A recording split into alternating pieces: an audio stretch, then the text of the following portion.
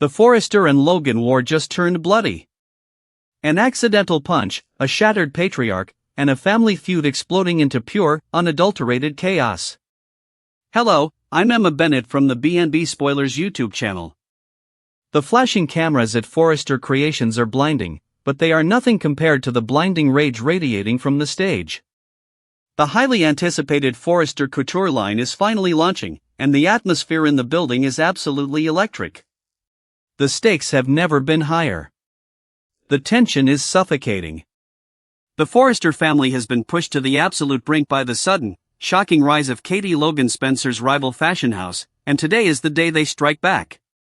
The runway is prepped, the models are flawless, and the designs are classic, undeniably brilliant Forrester masterpieces. But the real showstopper isn't the fashion. It is the man standing at the podium. Eric Forrester, the legendary patriarch, steps up to the microphones, and the entire room falls dead silent. His eyes are narrowed, his posture rigid with an authority that commands absolute respect. He is not here just to talk about fabrics and silhouettes. He is here to declare war. A reporter thrusts a microphone forward, asking the question everyone in Los Angeles is dying to know. What does Eric Forrester think about the sudden, aggressive rise of Logan designs? The temperature in the room plummets. Eric does not flinch. He does not offer a polite, diplomatic corporate response. His face hardens into a mask of pure, unyielding defiance. He leans into the microphone, his voice echoing through the massive showroom with a devastating clarity. Logan is trying to steal our thunder, Eric declares, his tone dripping with absolute disdain. The reporters gasp, their recorders catching every single venomous syllable. But Eric is not finished. He stares directly into the camera lenses, ensuring his message is broadcast to every single screen in the city. It's thievery. The word hangs in the air like a live grenade. Thievery. It is a massive, outlandish claim, a direct and brutal attack on Katie Logan Spencer's integrity, her business, and her legacy. The press erupts into a frenzy of shouted questions and blinding camera flashes. Standing just off stage, the Forrester family watches with fierce, unwavering loyalty. Rich Forrester's jaw is clenched, his eyes blazing with a ruthless pride. He wanted this war, and now his father has fired the ultimate shot. Brooke Logan Forrester stands beside him, her loyalty to her husband and the Forrester legacy overriding her blood ties. Donna Forrester watches her husband with wide eyes, feeling the seismic shift in the industry. The battle lines are no longer just drawn, they are carved in stone. Forrester Creations is taking no prisoners. Across town, the sleek, modern offices of Logan Designs are completely silent. The massive flat-screen monitor mounted on the wall is broadcasting the Forrester press conference live. Standing in the center of the room, the Spencer and Logan factions are frozen in absolute shock. Katie Logan Spencer stares at the screen, her breath catching in her throat. The man she once respected, the man she once considered a friend and a mentor, has just branded her a thief on national television. Bill Spencer stands beside her, his signature smug grin entirely vanished. His eyes are dark, calculating, radiating a dangerous, toxic fury. Hope Spencer stands frozen, her heart pounding in her chest as she glances nervously at Katie. The weight of this corporate war is crushing them all. But the most explosive reaction does not come from Bill or Katie. It comes from the youngest Spencer in the room. Will Spencer is shaking. His fists are clenched so tightly his knuckles are completely white. He stares at the monitor, his blood boiling with a feral, uncontrollable rage. That is his mother on that screen. That is his family being publicly humiliated, dragged through the mud by the arrogant, entitled Forrester patriarch. The sheer disrespect is too much to bear. The pressure cooker inside Will's mind finally shatters. He lunges forward, his voice cracking with a raw, desperate fury. "Don't speak about my mother that way," he screams at the monitor, his voice echoing off the glass walls of the Logan office.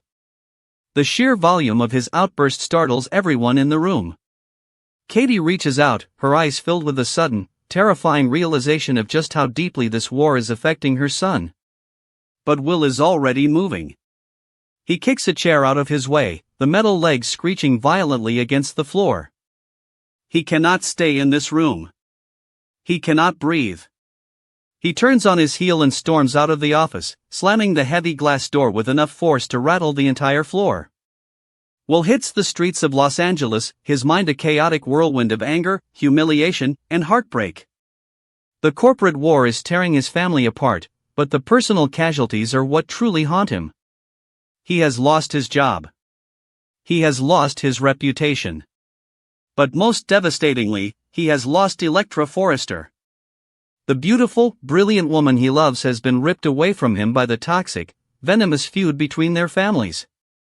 He needs a distraction. He needs to numb the pain. He heads straight for the bikini bar, hoping the neon lights and the loud music will drown out the relentless screaming in his head. He pushes through the doors, the smell of salt and alcohol hitting him instantly. He marches to the bar, demanding a drink, his eyes scanning the crowded room. And then, he sees her. Electra Forrester is sitting in a corner booth, the neon lights casting a soft glow over her face. She looks just as exhausted, just as heartbroken as he feels. The magnetic pull between them is instantaneous and undeniable. Will does not think. He just moves. He crosses the crowded floor, his heart hammering against his ribs. He slides into the booth across from her, the tension between them thick enough to cut with a knife. Electra gasps, her eyes widening in surprise and apprehension. She knows he shouldn't be here. She knows the rules. But Will doesn't care about the rules anymore. He leans forward, his voice a desperate, pleading whisper. He tries to reason with her. He begs her to look past the war, past the press conferences, past the hatred. He tells her that they are the collateral damage in a battle they didn't start. He pours his shattered heart out onto the table, his eyes locking onto hers, searching for any sign that she still loves him. Electra is paralyzed, her heart warring with her loyalty to her family. The air between them is heavy, suffocating, charged with unresolved passion and profound tragedy. But the universe is incredibly cruel, and the Forrester-Spencer war will not allow them a single moment of peace. The heavy wooden doors of the bikini bar swing open with a violent crash. The loud music seems to fade into the background as two figures step into the neon-lit room. R.J. Forrester and Eric Forrester have arrived. The temperature in the bar immediately plummets. Eric's sharp eyes scan the room, and within seconds, he locks onto the corner booth. He sees the Spencer heir cornering his beautiful, vulnerable granddaughter. The protective, authoritarian fury that has defined Eric Forrester for decades flares into an absolute inferno. He does not hesitate. He marches across the sticky floor of the bar, his presence commanding the attention of everyone in the room. RJ is hot on his heels, his jaw set, his eyes flashing with a smug, vindictive triumph. The cavalry has arrived, and they are taking no prisoners. Eric reaches the booth, his towering figure casting a massive, intimidating shadow over the table. He glares down at Will, his eyes burning with a ruthless, unforgiving fire. The man who just declared war on national television is now bringing the battle directly to Will's face. "You are going nowhere with Electra," Eric growls, his voice a low, dangerous rumble that cuts right through the noise of the bar. It is a command, an absolute decree from the king of the Forrester Empire. He demands that Will step away, that he leave Electra alone, that he crawl back to the Spencer gutter where he belongs. The sheer arrogance, the absolute dismissal of Will's feelings, is the final spark in a room filled with gasoline. Will Spencer is already pushed to the absolute brink. His mother was just called a thief. His family is under attack. His heart is shattered. And now, this arrogant patriarch is standing over him, barking orders as if Will is nothing more than an insect to be crushed. The feral, unhinged rage that has been brewing inside Will finally explodes. He shoots up from the booth, knocking his drink over, the glass shattering against the floor. He stands toe-to-toe with Eric Forrester, his chest heaving, his eyes wild with a dangerous, uncontrollable fury. He refuses to be bullied. He refuses to be intimidated. To hell with that old man. Will screams, his voice tearing through the bar. "I'll do what I want. The disrespect is absolute. The insult hangs in the air, a devastating, unforgivable slap in the face to the legendary Eric Forrester. The entire bar falls dead silent. The patrons freeze, their eyes locked on the explosive confrontation unfolding in the corner. Electra gasps, her hands flying to her mouth in sheer horror. But the most violent reaction comes from the anointed Forrester prince. R.J. Forrester's eyes go wide with absolute, murderous fury. No one disrespects his grandfather. No one disrespects the Forrester legacy. R.J. steps forward, his muscles tensing, his adrenaline spiking to lethal levels. Old man? R.J. roars, his voice echoing off the walls. Who you calling old man? R.J. does not wait for an answer. He lunges forward, his hands shooting out with blinding speed. He grabs Will's arms, his grip like a vice, shoving the Spencer air backward. The physical contact is the ultimate trigger. The verbal sparring is over. The physical war has officially begun. Will does not back down. He uses RJ's momentum against him, shoving back with a brutal, explosive force. The two young men crash into a nearby table, sending chairs flying and drinks shattering against the floor. The patrons scream, scrambling to get out of the way as the brawl escalates into pure, vicious chaos. This is not a polite disagreement. This is raw, unadulterated hatred. This is the culmination of months of corporate backstabbing, romantic rivalry, and toxic family conditioning. Will and RJ are locked in a violent, grappling struggle, their fists flying, their breathing heavy and ragged. Every shove, every grunt, every desperate swing is fueled by a desperate need to destroy the other. The Bikini Bar is transformed into a gladiator arena, and the two princes of Los Angeles are fighting to the bitter end. Eric Forrester watches in absolute horror. The situation has spiraled completely out of control. His grandson is locked in a brutal street fight, and the legendary patriarch cannot simply stand by and watch. His protective instincts override his common sense. He steps directly into the chaotic, swirling melee. He raises his hands, his booming voice trying to cut through the violence. Stop it! Eric bellows, reaching out to pull the two young men apart. Stop this right now! But the momentum of the brawl is too fierce, too wild, too completely unhinged. Will is blinded by rage, his adrenaline pumping so hard he cannot see, cannot hear, cannot think. He breaks free from RJ's grip, his fist pulling back for a massive, devastating strike. He puts his entire body weight into the swing, aiming directly for RJ's smug, arrogant face. It is a wild, desperate, furious punch. But RJ is fast. The Forrester prince ducks, slipping under the incoming fist with a split-second reaction. Will's fist does not hit empty air. It connects with a sickening, bone-crunching thud. The impact is devastating. The force of the blow sends shockwaves up Will's arm. But it is not RJ he has hit. Time completely stops in the Bikini Bar. The music seems to fade into a dull, ringing silence. Will's eyes widen in absolute, paralyzing horror. Eric Forrester, the legendary fashion icon, the patriarch of the Forrester family, stumbles backward. The sheer force of Will's accidental punch has caught him directly in the face. Eric's head snaps back, his hands flying up to his jaw. He loses his footing, his body swaying dangerously as the devastating impact registers. Electra lets out a blood-curdling scream, the sound tearing through the silent bar. "Granddad," she shrieks, tears instantly springing to her eyes. The sheer trauma of witnessing the man she loves violently strike her grandfather shatters her completely.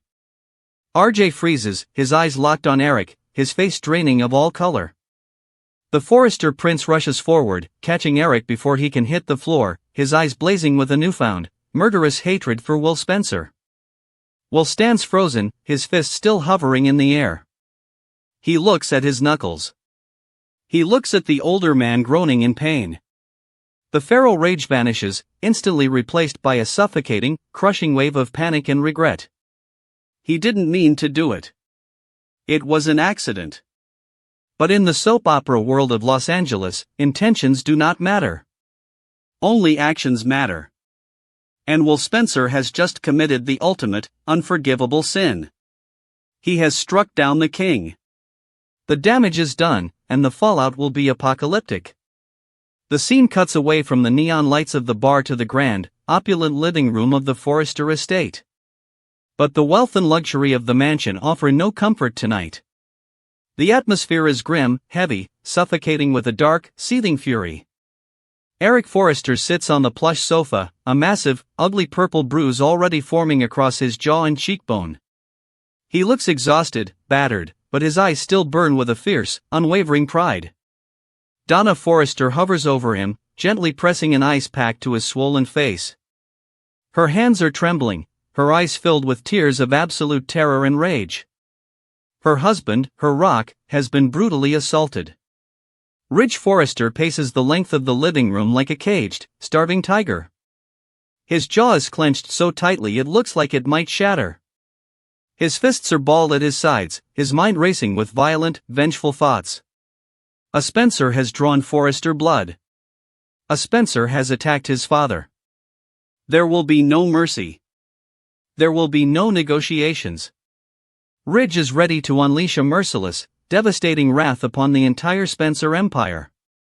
Brooke Logan Forrester stands near the fireplace, her arms crossed defensively over her chest. She is trembling, her feral maternal instincts warring with her fierce loyalty to her husband. The lines have been crossed. The war has turned physical.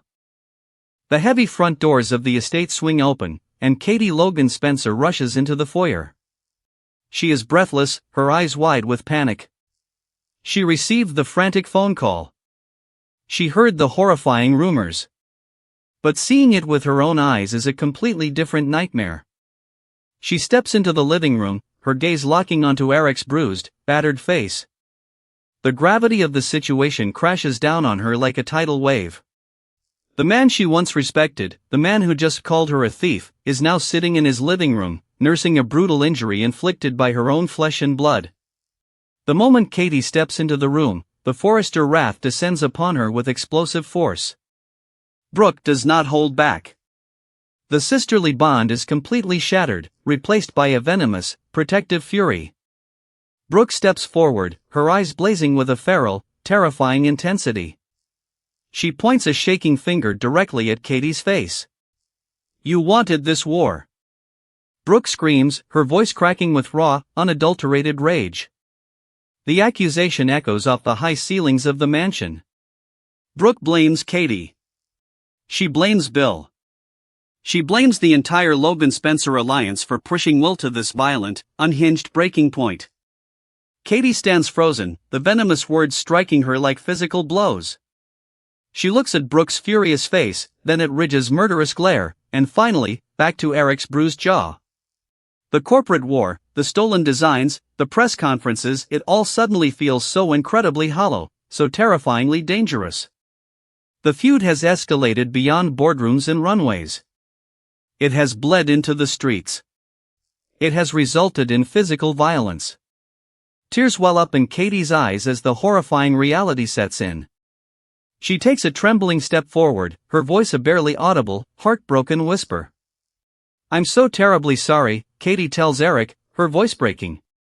She means it. She is truly, deeply sorry that Eric has been hurt. But beneath the apology, a much darker, much more terrifying realization is taking root in Katie's mind. She looks down at her trembling hands. Her son, her sweet, brilliant Will, has just punched an elderly man in the face. The rage, the explosive temper, the sheer, uncontrollable violence, it is all escalating. Katie's heart shatters as she realizes the horrifying truth. Her son's violent tendencies have gotten completely, dangerously out of hand.